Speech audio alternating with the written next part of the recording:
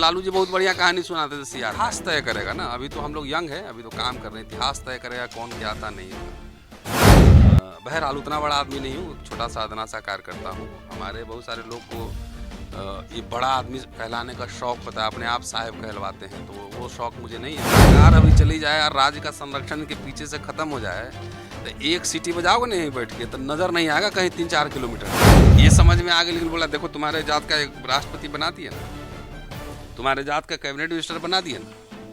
आज क्या हो रहा है, जात जात का नेता खड़ा किया हुआ, एक को काम हम कुछ नहीं है, खाली लाल बत्ती देख के सेटिस्फैक्शन है।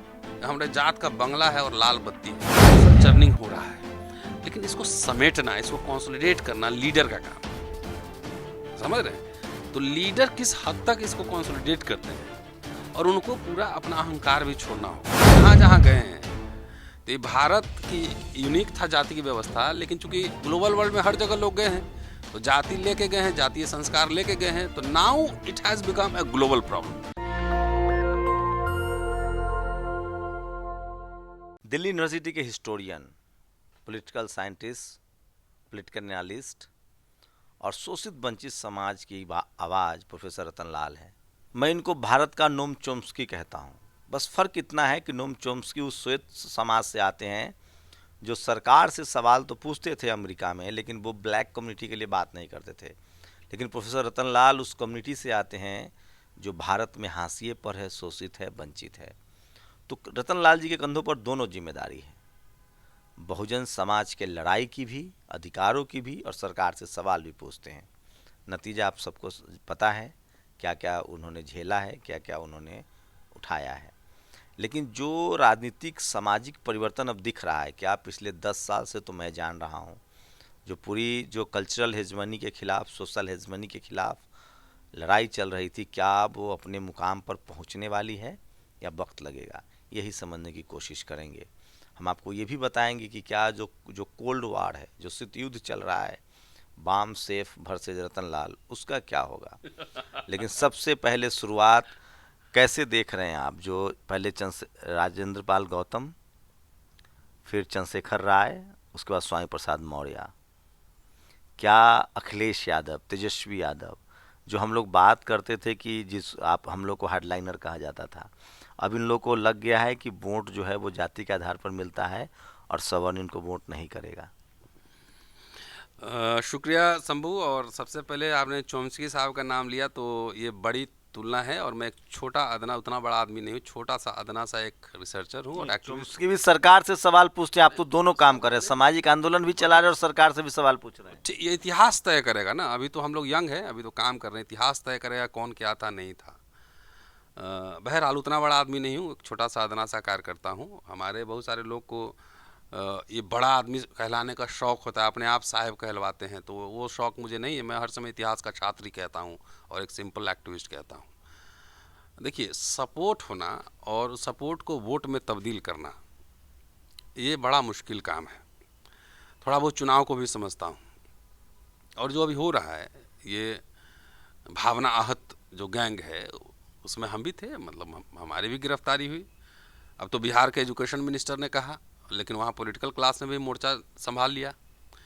और राजेंद्र पाल गौतम साहब का तो आप स्टोरी जानते ही हैं। फिर अभी स्वामी प्रसाद मौर्य साहब, उनसे मिला था अभी मैं कुछ दिन पहले। तो ये तो एक फिल्म का डायलॉग था, मुझे याद है, अजय देवगन था, ये तो होना ही था, ये तो होगा ही। प्यार तो होना ही था फिल्म का नाम, फिल्म का भी नाम है, और एक और फिल्म है जिसमें ये तो होना ही था। तो सूनर और लेटर आप जो है फतवा जैसे जारी पहले होता था ना, अब फतवा साधु लोग जारी कर रहा है, सुपारी कर रहा है, और इनके चेले चपाटे लौंडे लपाड़े जो है, हाँ, सरकार अभी चली जाए और राज्य का संरक्षण के पीछे से ख़त्म हो जाए तो एक सीटी बजाओगे नहीं बैठ के तो नज़र नहीं आएगा कहीं 3-4 किलोमीटर तक। लौंडे लपाड़े भी इनको सबको धमकी देते हैं फ़ोन पे, तो कुछ हमें भी मिलती है धमकियाँ। लौंडे लपाड़े कह रहा हूँ मैं। उधर एक रविकांत भी था, उस पर तो हाथ भी चला दिया, हमला हुआ, उन पर हमला हुआ। तो देखिए, ह्यूमन बीइंग है ना, इंस्टिंक्ट होता है, जानवर भी रेसिस्ट करता है। जानवर भी एक लेवल के बाद जो है ना, वो भी आपको हमला बोलेगा। तो ह्यूमन बीइंग है, और आप ये मान के चलिए कि पिछले 70 साल में विशेष रूप से दलित में एक पढ़े लिखे एक मिडिल क्लास वर्ग तैयार हुआ है ना, जो सोचता है, समझता है, पढ़ता लिखता है। पिछले 8-10 साल में सोशल मीडिया ने और कमाल कर दिया है। मेन स्ट्रीम मीडिया तो हमको रोज़ फोन आता है, मैं जाता नहीं किसी टीवी पे, या अपने यूट्यूब पे बोल लूँ तो 10,000 लोग भी सुन लेते हैं, तो मुझे लगता है रामलीला ग्राउंड में अपना एक प्रोग्राम हो गया बस। तो सोशल मीडिया ने कमाल किया। अब communication is not a problem. Dalit middle class में एक अंग्रेज़ी बोलने वाला लोग भी तैयार हुआ है, जो साउथ जाता है अंग्रेज़ी में कम्युनिकेट करता है। साउथ के लोग यहाँ से कम्युनिकेट कर, इंटरनेशनल कम्युनिकेशन नेटवर्क बढ़ा है। आपके यूट्यूब पे भी कई विदेश में रहते हैं, इंटरव्यू देते हैं, मेरे साथ भी बातचीत होती है, कई बार होती है। तो ये जो अमेरिका में कास्ट पे बात हो रही है, ऑस्ट्रेलिया में हो रही है, इंग्लैंड में हो रही है, तमाम जगह यूनिवर्सिटीज़ में कास्ट पे बात हो रही है। तो अंबेडकर बहुत पहले ये बात बोल चुके हैं कि ये लोग जहाँ जहाँ जाएंगे जातिवाद लेकर जाएंगे। तो जहाँ जहाँ गए हैं, तो ये भारत की एक यूनिक था जाति की व्यवस्था, लेकिन चूंकि ग्लोबल वर्ल्ड में हर जगह लोग गए हैं तो जाति लेके गए हैं, जातीय संस्कार लेके गए हैं, तो now it has become a global problem. ठीक, तब दुनिया भर से इनको रेसिस्टेंस भी मिल रहा है, और इनके डराने से और धमकाने से आपने ये देखा ना कि ताज होटल में बाबा लोग आए थे और हमला करने क्या चल रहा था वहाँ, तब बाबा लोगों को वहाँ पे कुटाई भी कर दिया लोगों ने। मैं हिंसा का समर्थक नहीं हूँ, बातचीत से होनी चाहिए, लेकिन बाबा लोग तारना है, ज्ञान दिया है, कुटाई नहीं हुई है। तारना मतलब शिक्षा देना है। देंगे, शिक्षा कई तरह की होती है ना, तो जैसे शिक्षा देंगे वैसे उसका रिएक्शन भी होगा। सबसे महत्वपूर्ण सवाल जो मैं गवर्नेंस के ऊपर उठाना चाहता हूँ कि यदि साधु जिसका काम धर्म का प्रचार करना है ना, सत्संग करना है, भजन गाना है, करताल नहीं देखते, कीर्तन हम लोग बचपन में देखे थे ना, ढोलक करताल वो सब बजाना है, वो आके राजनीति करने लगे, वो आके सुपारी दे, धमकी दे, और राज सत्ता उसके अगेंस्ट एक्शन नहीं ले बल्कि उसको प्रोटेक्शन दे, तो जो ताज होटल में हुआ है, मुझे इस बात का डर है कि वो अराजक स्थिति चौक चौराहों पर न होने लगे। कैसे देख रहे हैं ये जो जो जो मैं राजेंद्र पाल गौतम को बड़ी कीमत चुकानी पड़ी, लेकिन आप जब ठीक खेल बदल रहा है, लोगों को लगता था कि चंद्रशेखर राय को जिस तरह से लिंच करने की कोशिश हो रही थी पत्रकारों द्वारा, बावन टोली के जो पत्रकार हैं ब्राह्मण समाज के, वो लिंच करना चाह रहे थे उनको। लिंच मतलब सवाल वाला लिंचिंग, मैं मॉब लिंचिंग नहीं कह रहा हूँ। कोशिश हो रही थी कि उनसे भी इस्तीफा लिया जाए, लेकिन तेजस्वी यादव ने स्टैंड लिया। उसके बाद आलोक मेहता मैदान में आते, उन्होंने स्टैंड लिया। उसके बाद स्वामी प्रसाद मौर्य के साथ भी यही हुआ। आज फाइनली सपा ने अपने 2 महिला नेताओं को बाहर निकाल दिया है। दोनों एक रोली तिवारी मिश्रा हैं जो लिंच करवाने की कोशिश कर रही थी स्वामी प्रसाद मौर्य की। तो जो पॉलिटिकल लीडरशिप है वो स्टैंड लेने लगा, और वो भी ओबीसी। एक और मैं समझना चाहता हूँ कि जाट, गुर्जर, पटेल, मराठा 97% हिंदू की अगर मैं बात करूँ तो वो इस पूरे मामले में ब्राह्मण समाज के साथ खड़ा होता नहीं दिख रहा है। उसे लग रहा है कि चपरासी से लेकर चीफ जस्टिस तक की जो वैकेंसी है उसमें मैं नहीं हूँ, मैं सिर्फ वोट के समय हिंदू हूँ। तो क्या ये ठाकुर समाज, वैश्य समाज, पटेल, जाट, गुर्जर, मराठा भी समझने लगे हैं? देखिए, ये बहुत सिंपलिस्टिक आपका इंटरप्रिटेशन है। सोशल मूवमेंट में नहीं दिखना, ये समझ होना, ये काफ़ी नहीं है।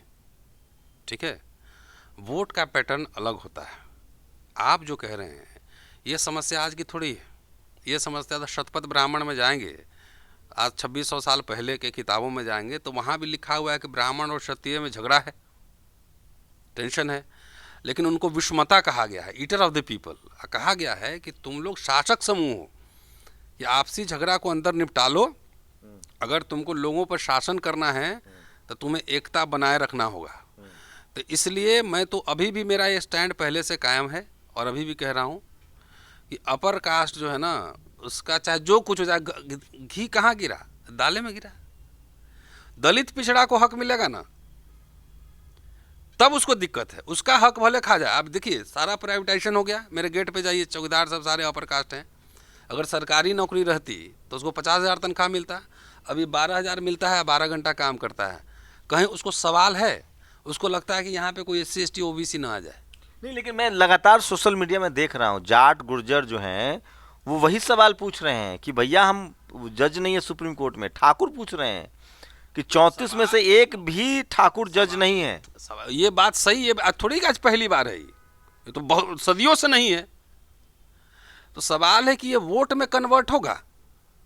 उनके एक जात में से एक नेता खड़ा कर देगा, उसको कैबिनेट मिनिस्टर बना देगा, सब एक पांव पे खड़ा हो जाएगा। जी, आप ये समझ एक लार्जर पर्सपेक्टिव में डेवलप हो रहा है कि स्पॉन्टेनियस है, कि स्वतः स्फूर्त है, ये समझ में आ गया। लेकिन बोला देखो तुम्हारे जात का एक राष्ट्रपति बना दिया ना, तुम्हारे जात का कैबिनेट मिनिस्टर बना दिया ना।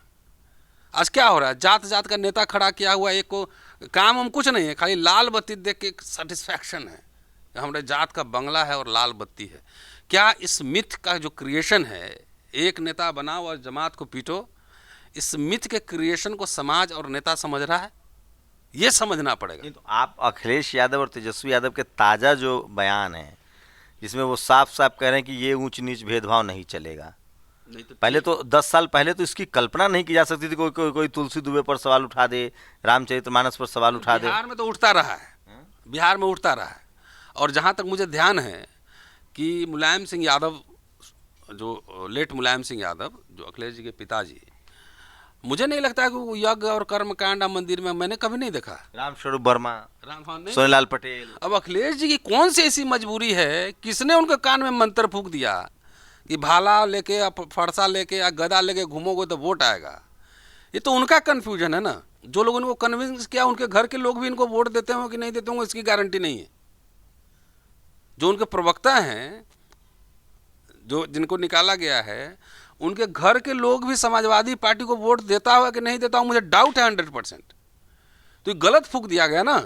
ये सीधा और सीधा इतनी लंबी रामस्वरूप वर्मा आप देख लीजिए, जगदेव बाबू देख लीजिए, कर्पूरी ठाकुर देख लीजिए, जो समाज पिछड़ों को इतनी गाली दिया है वो कैसे एक्सेप्ट कर लेगा? तो ये तो खुशफहमी पालना है कि हमको तो ये भी वोट दे देंगे, हम कोई भी नहीं देता है वोट। और मेरा एक वीडियो था उस समय, इलेक्शन के समय मैंने सर्वे कराया था एक ब्राह्मण गांव का, ये कुछ भी हो जाए नहीं लेकिन हम तो देंगे फूले छाप में। तो ये क्लास जो कॉन्शसनेस है ना उनका बहुत स्ट्रांग है। अब सवाल ये है कि सिर्फ तुलसीदास पे चर्चा करना, रामचरितमानस पे चर्चा करना और उसका साइकोलॉजिकल प्लेजर लेना एक बात है। वाकई आने वाले चुनाव में आप एजेंडा सेटिंग करते हैं कि नहीं करते हैं, ये सबसे महत्वपूर्ण है। दलित पिछड़ों आदिवासियों को जो हकमारी हो रही है, निजीकरण हो रहा है, 10 लाख करोड़ रुपया इसका डूबा है, भी पब्लिक मनी सब जा रहा है, उस पर आप क्या स्टैंड लेते हैं, वो सबसे इम्पोर्टेंट है। जाति जनगणना एक बड़ा एजेंडा सेटिंग मुद्दा हो सकता है विपक्ष के लिए, खासकर जाति जनगणना भी है और आरक्षण भी है। मैं तो एक नया मुद्दा लेके जा रहा हूँ, अभी नए मुद्दे पे बहस चलाऊंगा।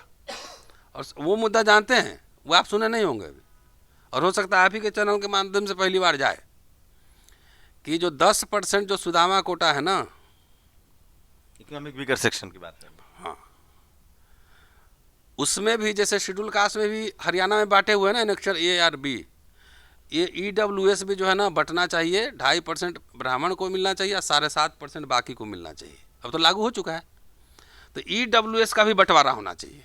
2.5% ब्राह्मण, अगर इतना ही इस पर बोले अपर का स्टैंड ले, अगर उसको ये लगता है कि राजपूतों के जज नहीं हैं और राजपूतों के सेक्रेटरी नहीं हैं, तो इस पे स्टैंड लेना कि EWS का विभाजन हो, 2.5% ब्राह्मण और 7.5% सब।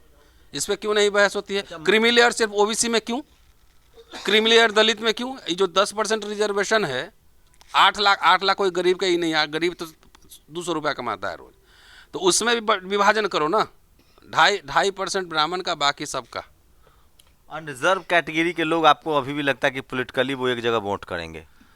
लार्जली मैं कह रहा हूँ, 24 का चुनाव आ रहा है, मैं अभी भी आज नोट करके रख लीजिएगा कि CR वाला खेल मत खेलिए कि दिखाएगा कहीं और रखा गया, कहीं हूँ कर दे। लालू जी बहुत बढ़िया कहानी सुनाते थे CR का एक, तो ये झांसे मत आइए। देखते इलेक्शन के समय अखिलेश जी को कैसे टीवी वाला सब माथा पे उठा के घूम रहा था, ऐसे लग रहा था कि अब तो सरकार आ रही है, ओवर कॉन्फिडेंट आ रही है सरकार। वो तो ये सब झांसा पट्टी देगा पूरा, लेकिन आपका कोर वोट जो है उसको कंसोलिडेट करिए, तब इलेक्शन जीतेंगे। कोर वोट कौन है भाई? OBC है, SC ST है ना, उसको कंसोलिडेट कीजिए। दूसरा, सब कम्युनिटीज़ का रिप्रेजेंटेशन आप भी दीजिए ना। 10 नेता सपा में, RJD में 10 बड़े बड़े नेता होने चाहिए। लालू जी के टाइम थे कि नहीं, रघुवंश बाबू थे, उधर रमाई राम थे, उधर और निषाद थे, तमाम तरह तरह के लोग थे। तो 10 बड़े स्टालवर्ट खड़े कीजिए, जाके अपने कम्युनिटीज़ को एड्रेस करें और रियल एजेंडा है उसको पूरा एकदम फोर्सफुली लाइए। लालू जी 15 में बोले नहीं कि जो संविधान आरक्षण की छाती पर चढ़ के ले लेंगे आरक्षण, बोले थे ना, आज जीत गए। तो अब बोलना नहीं, करना है, क्योंकि डू और डाई उन्होंने ईमानदारी से काम किया है। अगल बागल जितना है उस सबको बहुत को प्रोफेसर बना दिया, डिग्री चेक करेगा आधा उसमें जेल चला जाएगा, बहुत सारे फर्जी को बनाया हुआ है, ये सब हुआ है। तो क्या अनरिजर्व कैटेगरी आपको राजनीतिक रूप से एकजुट होते दिख रहे हैं? हम अभी नहीं कह सकते हैं, कंसंसनेस दिख रहा है। इलेक्शन के दिन नहीं, रिजर्व कैटेगरी के लोग। उसमें भी कह रहा हूँ, इलेक्शन के दिन चिराग पासवान क्या पोजीशन लेंगे? नहीं, मैं नेता की बात नहीं कह रहा हूँ। क्या उस समाज अगर ऐसा दिख रहा है कि अगर चिराग पासवान बीजेपी के साथ जाते हैं तो उनकी कम्युनिटी नहीं जाएगी, ये लोग कह रहे हैं। ऐसा नहीं है, ये सब गलतफहमी है। एक बड़ा सेक्शन जाएगा, और आप इलेक्शन नहीं लड़े हैं ना, आप पत्रकारिता, मैं तो इलेक्शन कैंपेन में भी रहा हूँ, लड़ा भी हूँ। तो कम्युनिटी, जाति एक सच्चाई है ना, वो देखना चाहता है कि मेरे जात का नेता है कि नहीं। अब ये बात समझता नहीं लोग कि कम्युनिटी सोशल अवेयरनेस भी तो आई है ना। लोगों को लग रहा है कि हमारे जात का नेता तो है, लेकिन वो हमारे हितों की रक्षा नहीं कर पा रहा है। 19 में नहीं था, 19 में हम सब साथ थे ना, घूम रहे थे ना, 19 में था कि नहीं था ये? नहीं, अभी बीजेपी, देखिए कांग्रेस के समय इतना सब कुछ खुला खेल फरुखाबादी नहीं था। बीजेपी आने के बाद सब ये बहुत सारे लोग हमारे दलित समाज को, पिछड़ों को गुमराह करते हैं, गलत इतिहास की जानकारी देते हैं। ये कांग्रेस और बीजेपी एक ही है। उनसे दिन भर का सेमिनार करवाइए एक दिन, स्पॉन्सर्ड बाय नेशनल दस्तक, इसी पे बहस हो कि दोनों क्या क्या सिमिलरिटीज है, क्या क्या डिससिमिलरिटीज है। अब बोल देंगे कि जगजीवन बाबू ने धोखा दिया था बाबा साहब को। अब कैसे, तो ये जानकारी नहीं, साहब हमको समझा दिए, इसलिए ये बात है। अरे जगजीवन राम अम्बेडकर हाथ भी मिलाते होंगे, चिट्ठी पत्री भी हुआ है उनमें, हैंडशेक भी करते होंगे ना, hello sir, how are you. ये गुदगुदी लगाने, दोनों लोगों में चिट्ठी पत्री क्या हुई? अरे वो मेरा वीडियो मैंने बनाया हुआ, जाके देखो वॉल्यूम 17 में पीछे चिट्ठी सब लिखा हुआ है। 1932 थे तो वो बाबा साहब के साथ जाना चाहते थे उस समय 35 के चुनाव में, वो सारा कोरस्पोंडेंस है। मैंने तो मीरा कुमार को भेजा हुआ वीडियो बना। आज़ादी के बाद, आज़ादी के बाद में पहले का कोरस्पोंडेंस है, आज़ादी के बाद की बात। आज़ादी के बाद का कोरस्पोंडेंस उनके राइटिंग्स में नहीं है।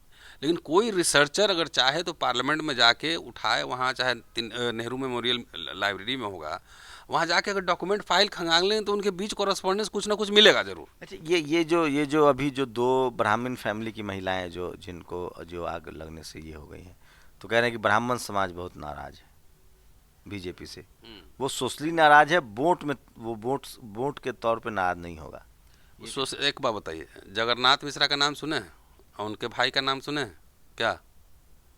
ललित नारायण मिश्रा, बम चल गया था, हत्या हो गई थी, तो ब्राह्मण समाज बहुत नाराज हो गया था, बहुत ज़्यादा दुखी था। अगले दिन जगन्नाथ मिश्रा को मुख्यमंत्री बना दिया, ब्राह्मण समाज कोई नाराज नहीं।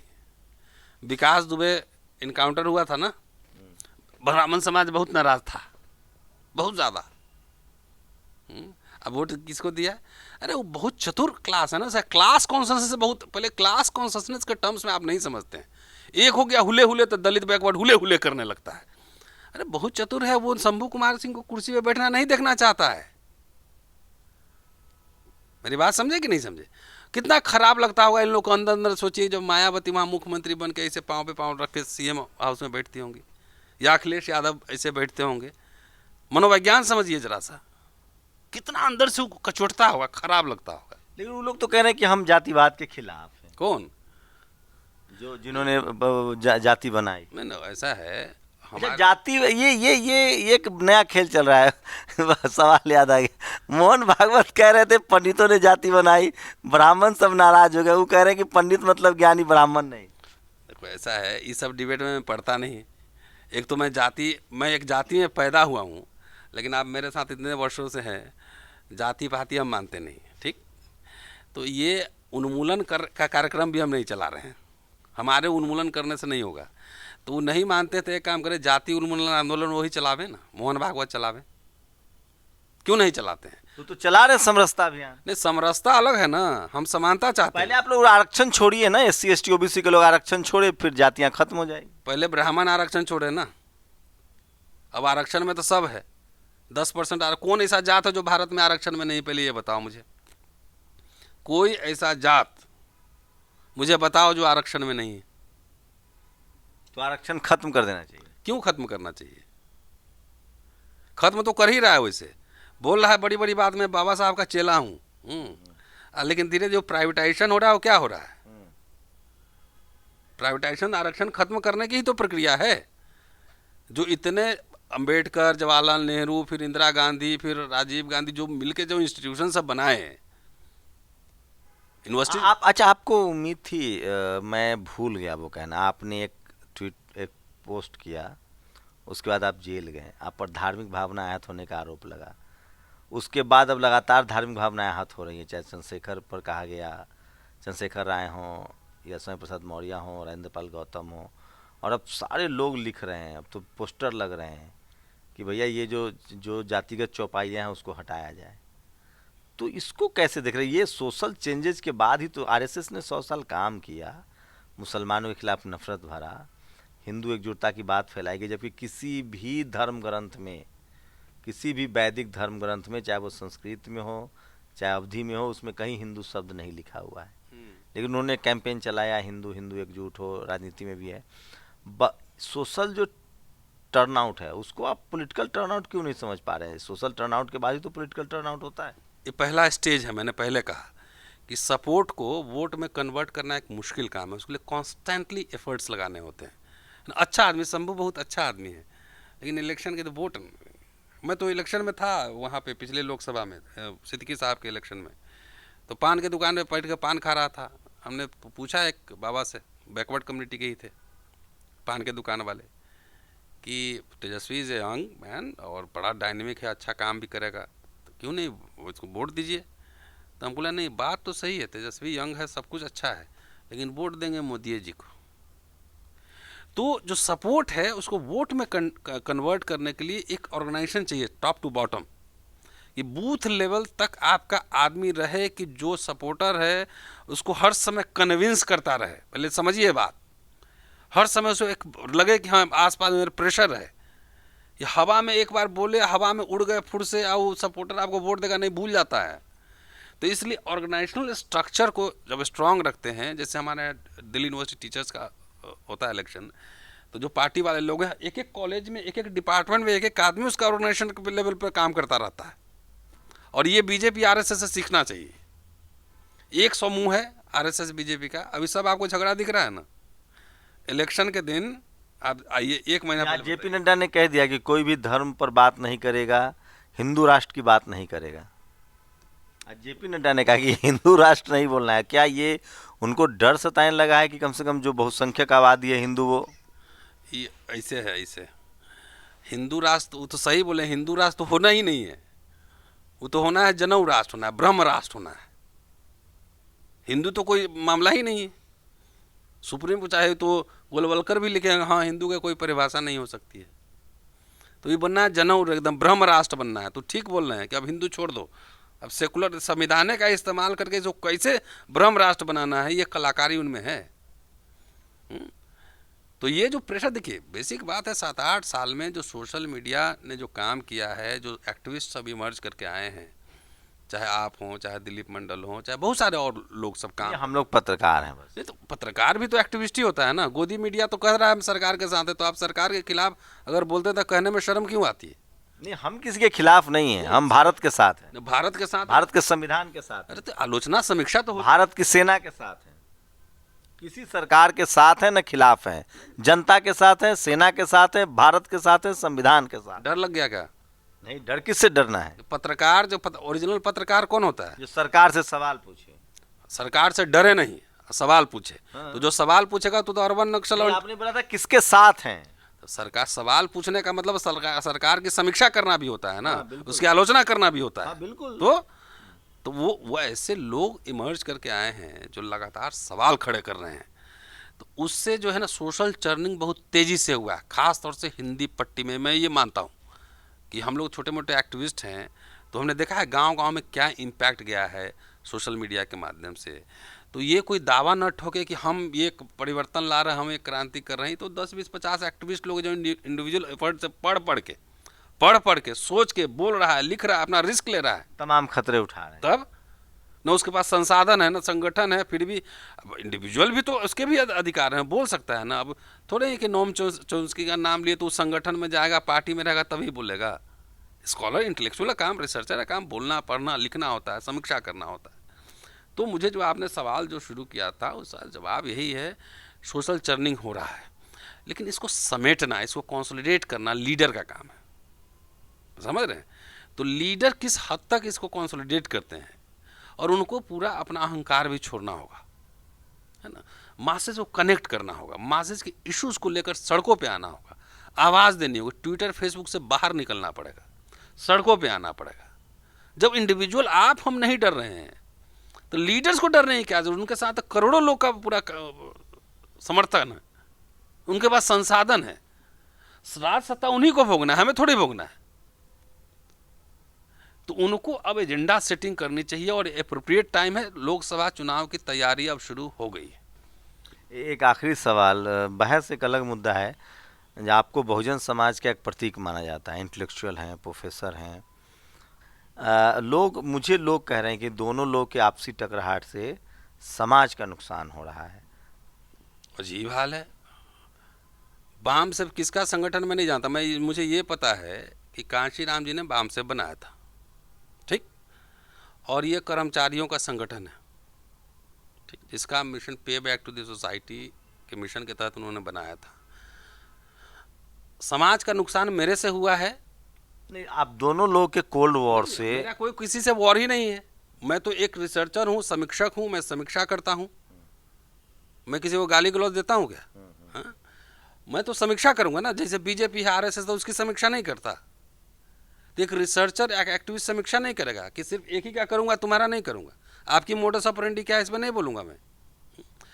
तो कांशीराम जी ने बनाया था, उसके बाद 1 दर्जन से ज़्यादा बाम से, उसमें कौन ओरिजिनल है नहीं है हम नहीं जानते। सारे लोग दावा कर रहे हैं कि हम ही ओरिजिनल हैं। बाम से पे अभी 20 वीडियो बना सकता हूँ, मेरे पास इतने मटेरियल है, 50 वीडियो बना सकता हूँ उनके इतिहास पे। ये 12 खंड में टूटा, तो इससे नुकसान हुआ है कि हमसे नुकसान हो रहा है समाज को।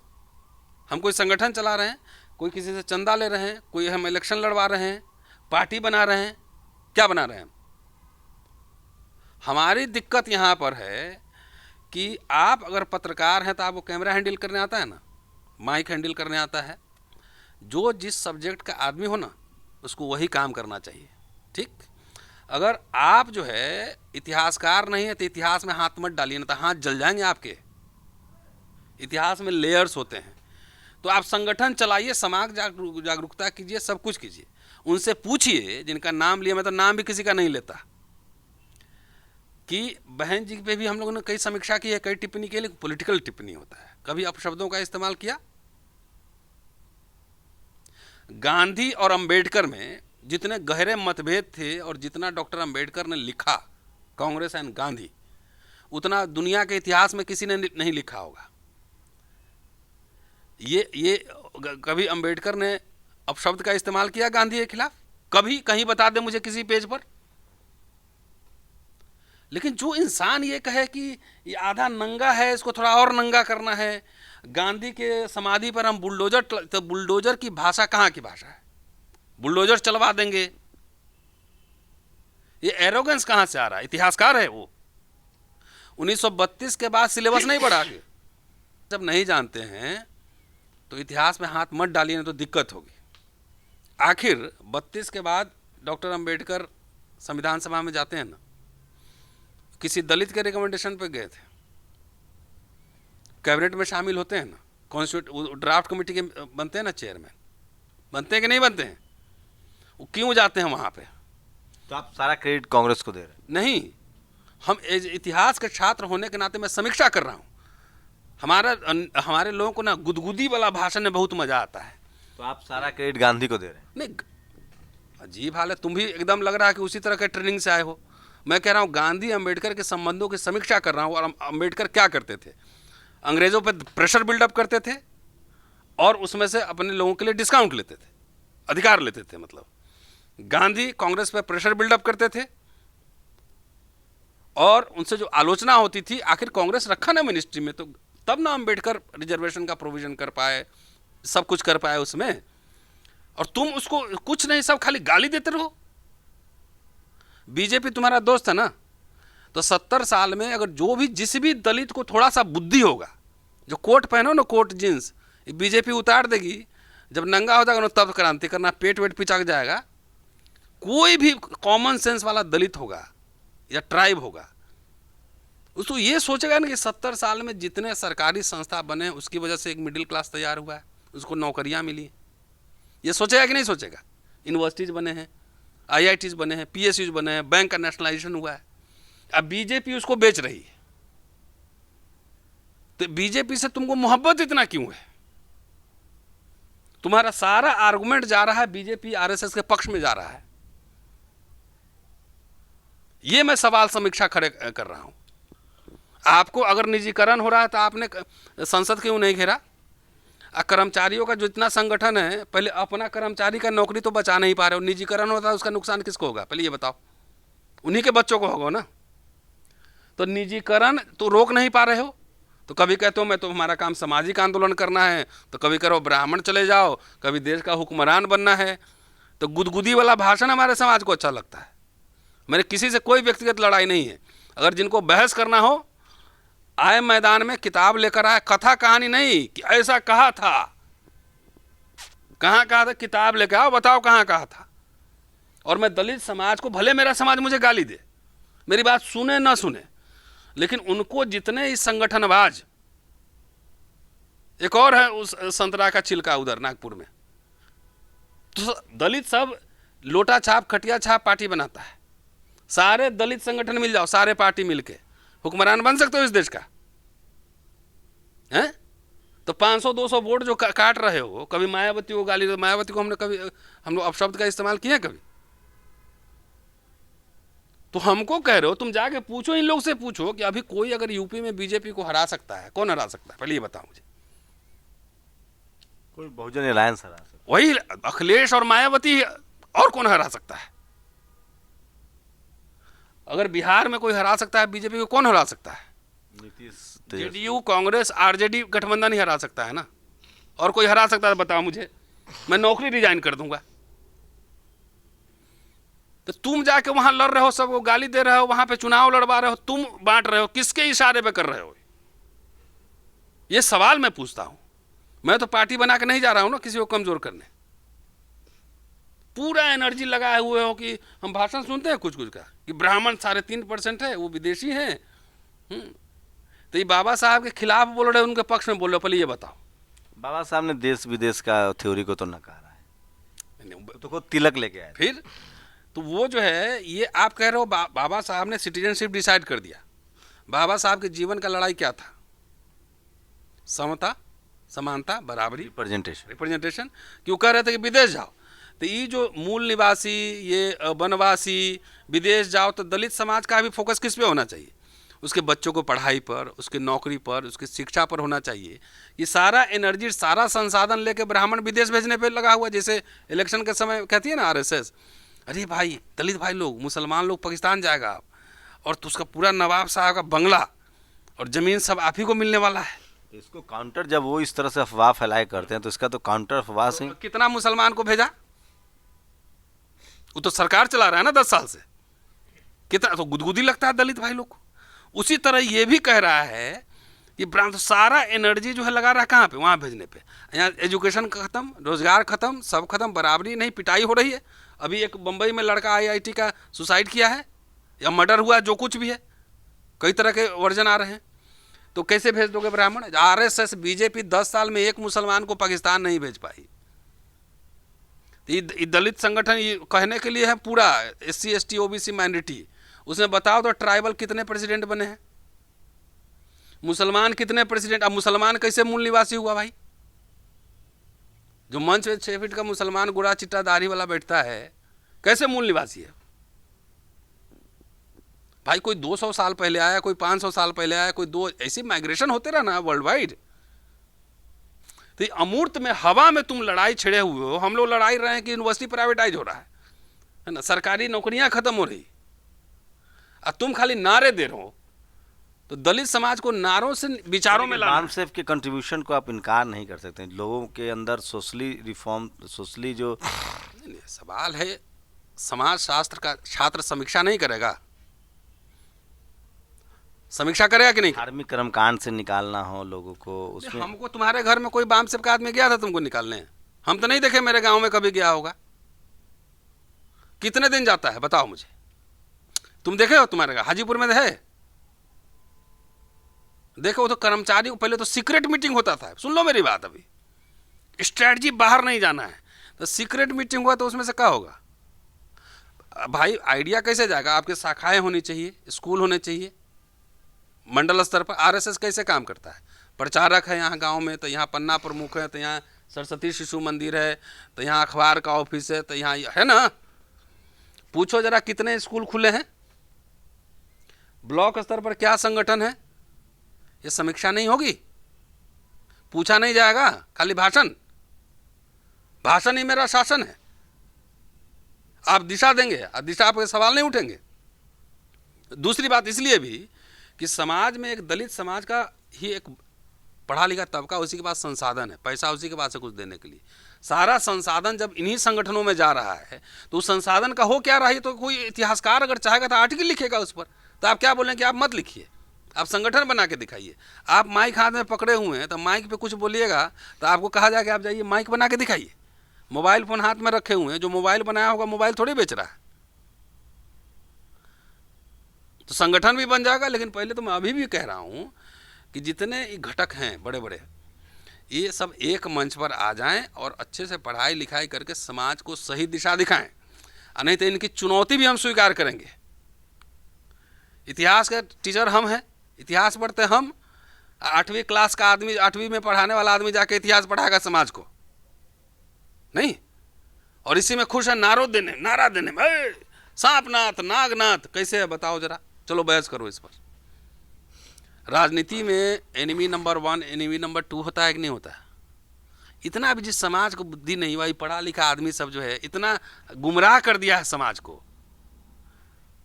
क्यों अपने कुल्हाड़ी से अपना पैर काट रहा है।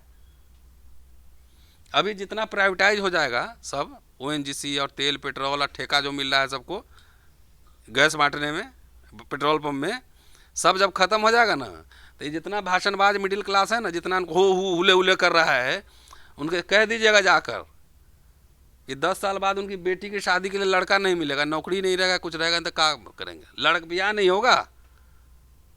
ये नहीं पता है प्राइवेट सेक्टर में कितना मिल रहा है नौकरी? बताओ पहले मुझे। ये तो बड़े बड़े संगठन रिसर्च चल रहा है, तो कितना आंकड़ा उनके पास है? आंकड़ा वो देंगे कि मैं दूं? SC ST OBC को कितनी नौकरियां मिली हैं? हवाबाजी या भाषण, ये कर दूंगा, हुक्मरान बनना है, 5 को सीट नहीं जिता सकता है पूरे देश में सारा मिलके भी। गुमराह मत करो, एजेंडा सेट करो, दबाव बनाओ पार्टियों पर कि हमारे समाज के हक मारे जा रहे हैं, हमारे बच्चे मारे जा रहे हैं। इतने सारे बच्चे सुसाइड किए हैं, कहीं देखे हो किसी को बोलते हुए? तो क्या हम समाज सुधार कर रहे हैं, समाज जागृत कर रहे हैं। अरे ये सब जितना दिन में समाज जागृत किया होगा ना, उससे ज़्यादा तो मुझे लगता है 5-7 साल में सोशल मीडिया ने जागृत कर दिया है। उस सबको मैं कह रहा हूँ, कन्वेंशन कर लेने से, खाली 50 लाख का पंडाल बनाने से नहीं समाज जागृत होता है। समाज को नारों के नहीं, विचारों की ज़रूरत है। और विचार हर समय विश्वविद्यालयों से आते हैं, पढ़ने लिखने से आते हैं। बाबा साहब कितना यूनिवर्सिटी में पढ़े थे? यूनिवर्सिटी क्यों है? रिसर्च अनुसंधान के लिए। आप बाम सेफ के काम से सहमत नहीं है, या बाम सेफ की उपयोगिता आपको ठीक नहीं लगती? मुझे लगता है समीक्षा होनी चाहिए, स्ट्रैटेजी उनको अपनी एकदम। और जो है ना, जो भाषा का जो इस्तेमाल है, जब जिसका अध्यक्ष ही अपशब्द का इस्तेमाल करता हो, चाहे गांधी के लिए हो चाहे मायावती के लिए हो, तो कल हो किसी के लिए कर सकते? किसके इशारे पे ये सब भाषा का इस्तेमाल हो रहा है?